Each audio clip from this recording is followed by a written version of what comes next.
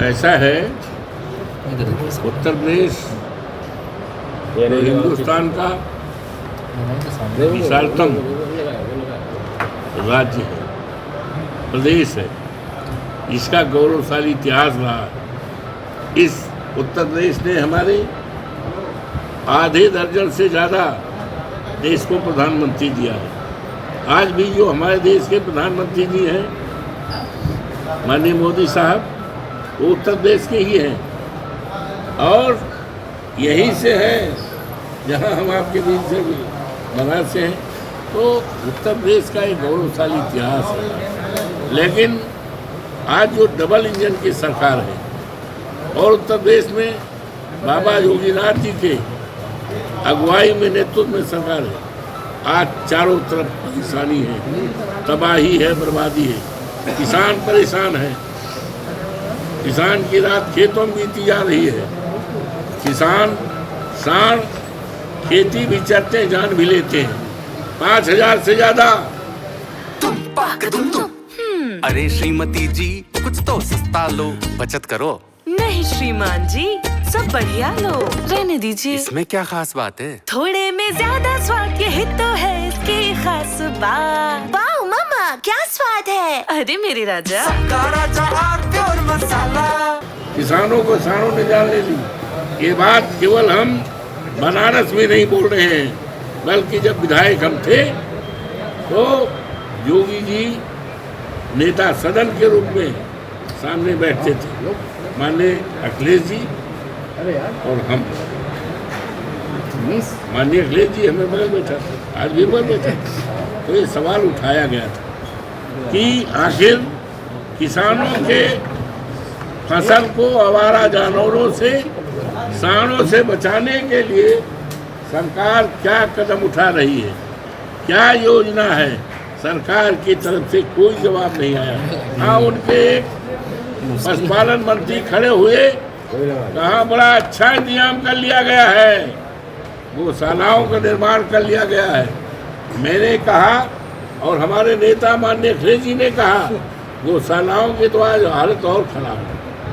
हमारी गायें, उनको चारा नहीं, पानी नहीं, पोतार नहीं, बीमार हो तो दवाई नहीं। आज तमाम हमारी गायें भूख से, प्यास से तड़प तड़प मर रही हैं। और ऐसे समय में जब प्रदेश का एक योगी सन्यासी बाबा मुख्यमंत्री हो और उसके राज में इस तरह गायों का भरपेट भोजन न मिलना, पोतार न मिलना, बीमारी दवाई नहीं मिलना, ये क्या दर्शाता है? मुख्यमंत्री जी कह रहे हैं कि उत्तर प्रदेश का मतलब देश भर के उत्तर। ऐसा है, उसका उत्तर तो दे दिया उत्तर प्रदेश की जनता ने 24 के चुनाव में। 24 के चुनाव ने उत्तर प्रदेश ने पूरे देश को उत्तर दे दिया। भारतीय जनता पार्टी बुरी तरह हारी है। कहाँ कहते थे 80 सीट में 80, तो 37 तो हमारे जीते हैं ना। तो सवाल इसी बात का है कि फिर वोट चोरी कैसे होगी? समाज 37 तो हमारे जीते हैं और 6-7 जीते हैं कांग्रेस के। हमारे गठबंधन के कितने हो गए? 43। सीट कितनी है? 80, आधे ज़्यादा। तो आपने जवाब कहा ना, योगी बाबा की बात को कहा तो उत्तर प्रदेश को जवाब दिया, तो जवाब दे दिया, जनता ने जवाब दे दिया। और यही जनता जवाब 27 में आएगा।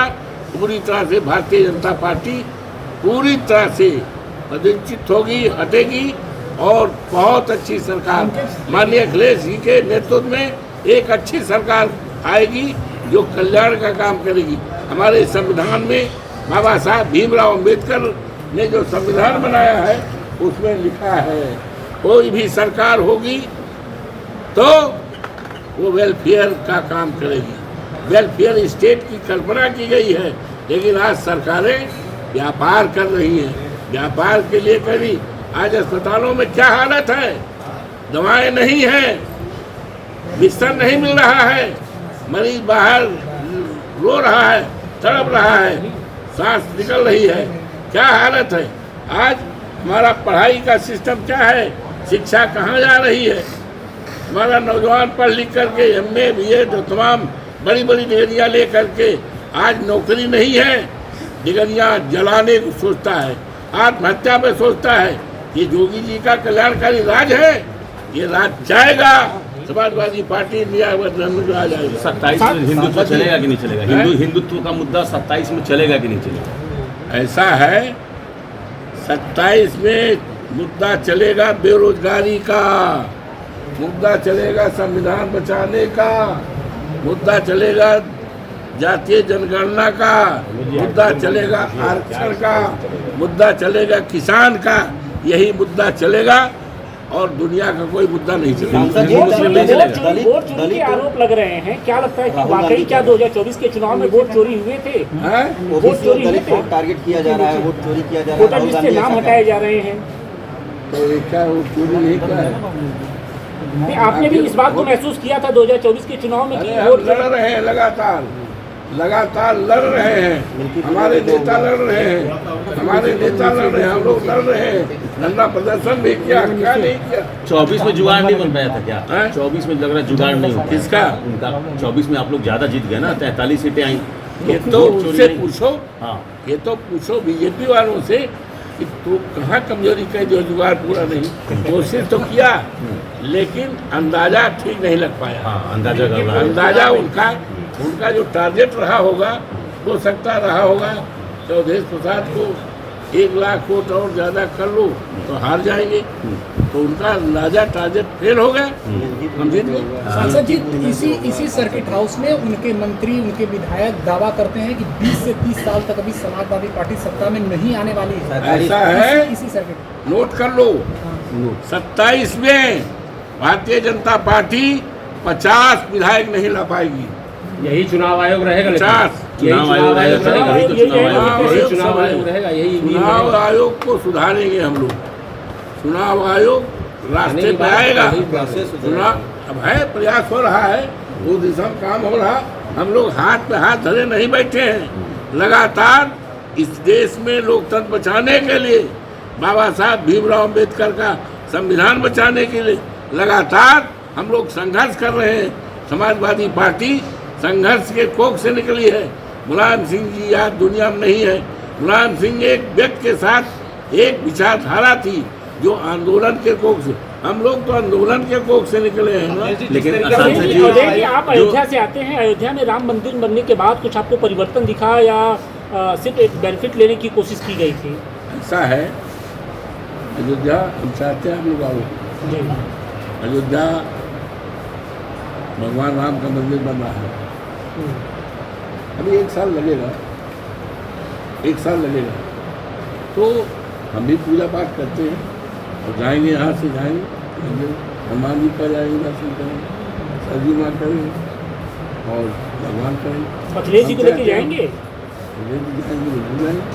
सांसद जी 2024 नहीं बात हो रही है, अयोध्या में विकास हुआ है, आप मानते हैं कि ऐसा है, अयोध्या में लोगों को उजाड़ा गया है, ढाया गया है, किसानों की जमीन करोड़ों की कौड़ियों में लिया गया है और उस धरती पर जहाँ पर मर्यादा पुरुषोत्तम राम की नगरी हो, जिसमें दैविक भौतिक तापा राम राज काहू न व्यापा, वहाँ पर लोगों को उजाड़ा गया है, ढाया गया है और किसानों की जमीन जबरिया ली गई है, सरकार मुआवजा नहीं दी गई। जांच होगी, सरकार आएगी, जांच ही नहीं करेंगे बल्कि कार्रवाई करेंगे और किसानों को वाजिब मुआवजा देंगे। इसकी लड़ाई, और ये उत्तर प्रदेश का अयोध्या ऐसा जिला रहा है जहाँ पर सर्किल रेट 7 साल से सर्किल रेट नहीं है। सर्किल रेट वो होता है, सर्किल रेट के आधार पर जमीनों का कीमत निश्चित किया जाता है। 7 साल तक अयोध्या जनपद उत्तर प्रदेश का अकेला जनपद है जहाँ पर सर्किल रेट नहीं घोषित किया गया। विद रिजल्ट किसानों के जमीन औने पौने जबरिया ली गई।